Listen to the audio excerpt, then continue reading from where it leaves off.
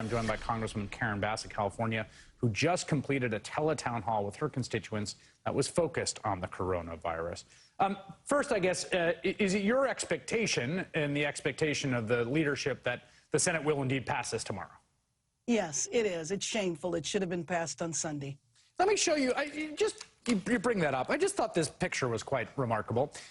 Mitch McConnell let the Senate go after you guys stayed, and he went to Louisville on Friday for an investiture ceremony for a former Kavanaugh clerk. There's Brett Kavanaugh, Mitch McConnell, at a swearing-in ceremony for a new federal judge. And that was part of the reason they got a 3-day weekend, and they sat on it for more than 72 hours. You think that was a good choice by the Senate Majority Leader?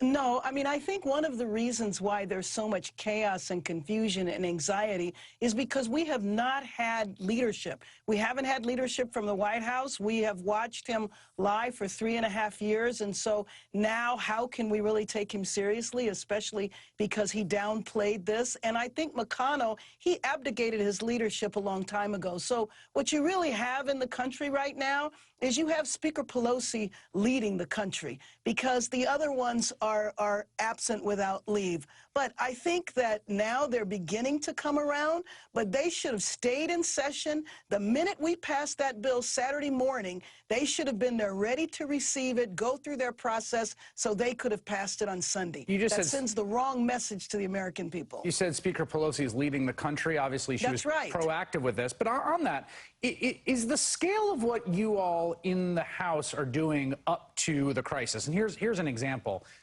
Originally, I think the drafting of the bill had essentially universal paid sick leave. That was negotiated down by Steve Mnuchin in the White House. I think employers over 500 and employers less than 50.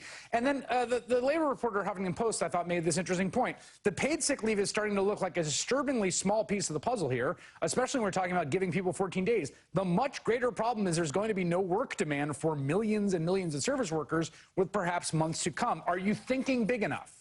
Oh, no. Well, I don't think that we thought big enough in that package, but believe me, we knew that we were preparing another package right on the heels of it. What was most important about the last package was that we got the testing done. That was absolutely critical. But the House is busy at work on the third package, and I do believe that that will be much bigger. But we should prepare because a point of contention is going to be that the Republicans don't want to have paid sick leave at all. And there are many jobs where you don't have sick leave. We don't want people to go into work. We're telling them to stay at home, and then they have no income. So we absolutely need to do this. Now, I'm worried that where the president is coming from is that he's going to want to bail out the industries, and some of those industries do need to be bailed out. But if you're going to bail out the airlines, you need to think about the flight attendants, the people that clean the planes, the people that work in the restaurants in the airport as well. So we have to make sure that the next package that we do